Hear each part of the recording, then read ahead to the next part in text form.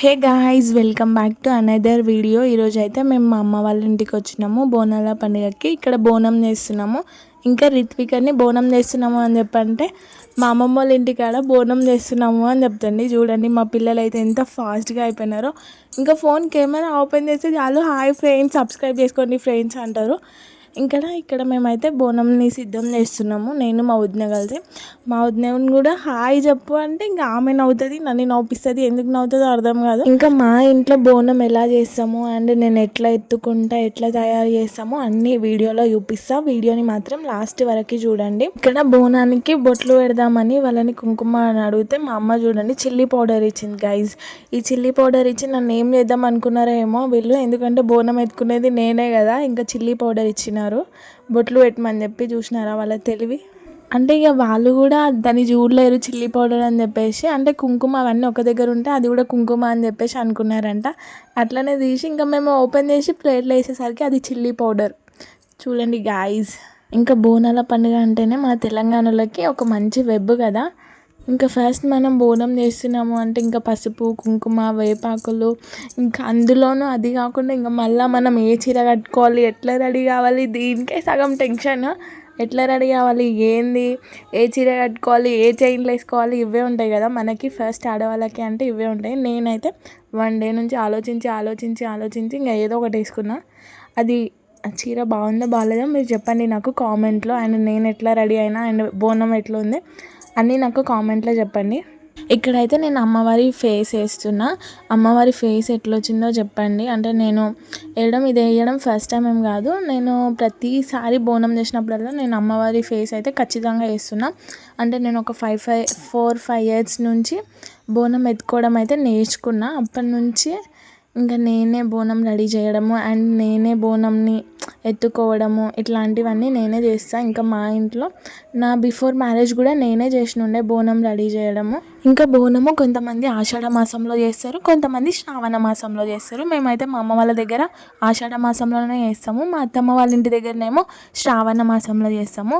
శ్రావణ మాసంలో ఎందుకు చేస్తారు అంటే కొత్త గుడి కడతారు కదా అమ్మవారిది. కొత్త గుడి కట్టినప్పుడు శ్రావణ మాసంలోనే 5 ఇయర్స్ వరకు శ్రావణ మాసంలో చేయాలంట.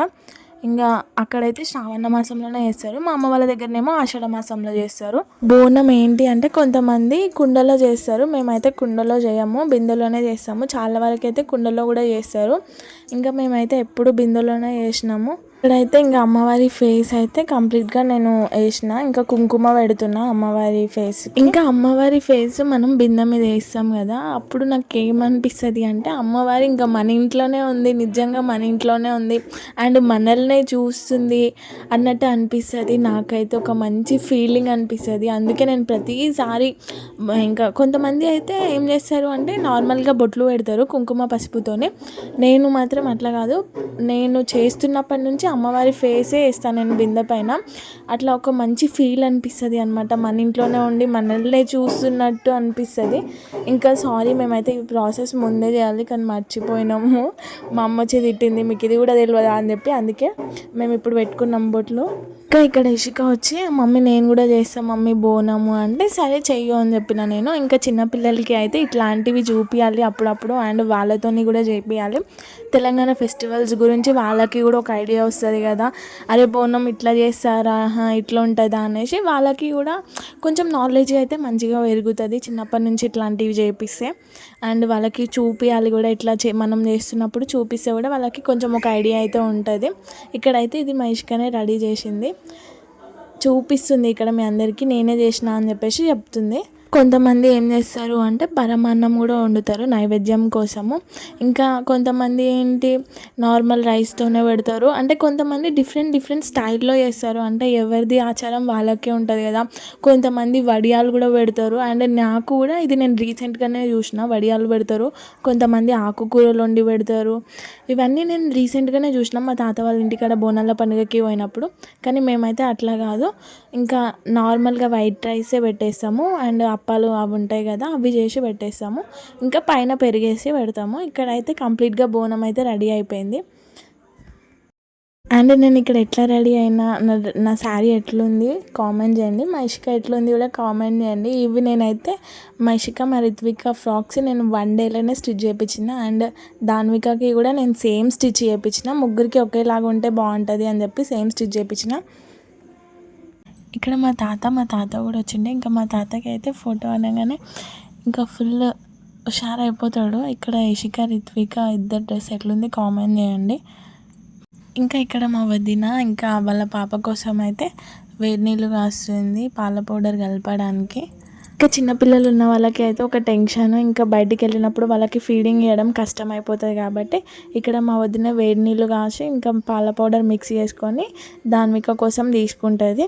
ఇంకా ఇక్కడ బయట వచ్చేసి నేనైతే బోనం ఎత్తుకున్నా. ఇంకా నేను బోనం ఎత్తుకున్నానా లేదా ఇంకా వాన పడుతూనే ఉంటుంది.